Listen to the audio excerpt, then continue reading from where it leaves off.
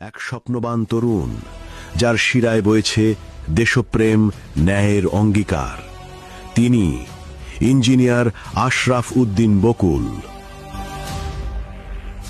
পিতা আব্দুল হাশেম ছিলেন এলাকার প্রখ্যাত ডাক্তার, আর সেই পিতার কাছ থেকেই সন্তান আশরাফ উদ্দিন শিখেছিলেন সেবা, মানবতা আর মানুষের পাশে থাকার শিক্ষা।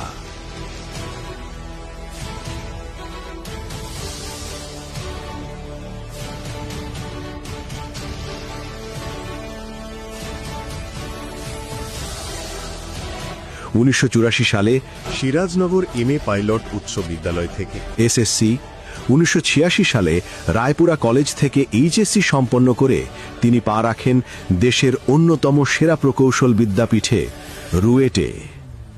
রুয়েট জীবনে থাকতেই তিনি জড়িয়ে পড়েন মুক্তচিন্তা ও গণতন্ত্রের রাজনীতিতে। বিএনপির সিনিয়র যুগ্ম মহাসচিব রুহুল কবির রিজভীর হাত ধরে যোগ দেন ছাত্রদলে। 1990-এর স্বৈরাচার বিরোধী আন্দোলনে রুয়েট ছাত্রদলের অগ্রভাগে থেকে নেতৃত্ব দেন এরশাদ বিরোধী মিছিলে। সেই সময় থেকেই তার জীবনের লক্ষ্য একটাই: গণতন্ত্র রক্ষা, মানুষের অধিকার প্রতিষ্ঠা। শিক্ষা জীবন শেষে সফল প্রকৌশলী হিসেবেও তিনি ভুলে যাননি তার আদর্শ, বিএনপির গণতান্ত্রিক চেতনা। ধানমন্ডি থানা বিএনপির সিনিয়র যুগ্ম আহ্বায়ক হিসেবে তিনি হাসিনা সরকারের স্বৈরাচারের বিরুদ্ধে রাস্তায় নেমেছেন। মিছিল, মানববন্ধন, আন্দোলন সবখানেই ছিলেন সামনের সারিতে। রুয়েট এক্স ছাত্রদলের প্রেসিডেন্ট, পরে কুয়েট অ্যালামনাই অ্যাসোসিয়েশনের সদস্য সচিব হিসেবে তিনি নেতৃত্বে আনেন সততা, ঐক্য আর নতুন প্রজন্মের প্রেরণা।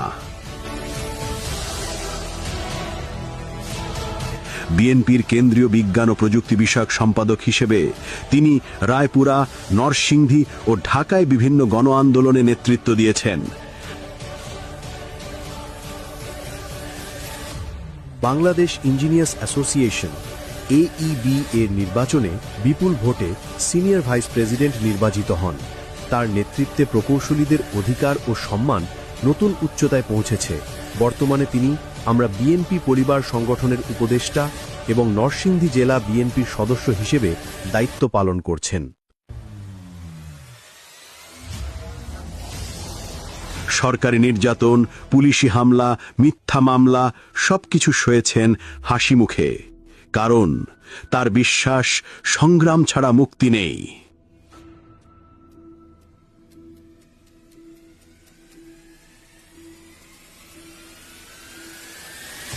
2018 সালের একাদশ জাতীয় সংসদ নির্বাচনে তারেক রহমানের আস্থাভাজন প্রার্থী হিসাবে রায়পুরা থেকে ধানের শীষ প্রতীকে নির্বাচন করেন তিনি।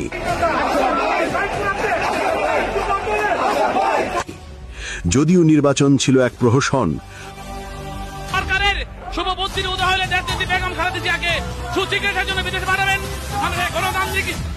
তবুও তার অঙ্গীকার অটুট। লড়াই থামে না, হার মানে না গণতন্ত্র।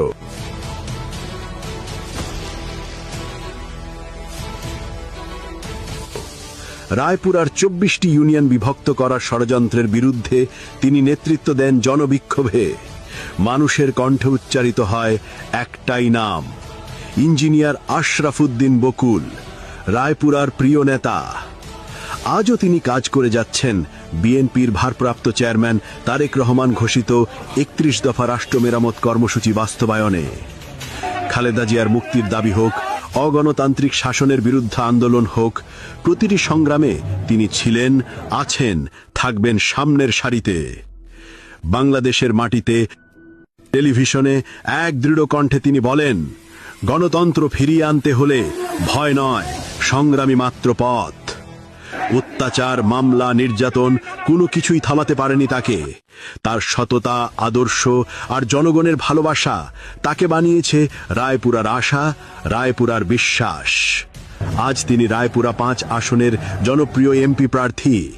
জনগণের দোয়া ও সমর্থনের প্রত্যাশায় অগ্রসর হচ্ছেন এক নতুন স্বপ্নের পথে, গণতন্ত্রের বাংলাদেশ গড়ার পথে।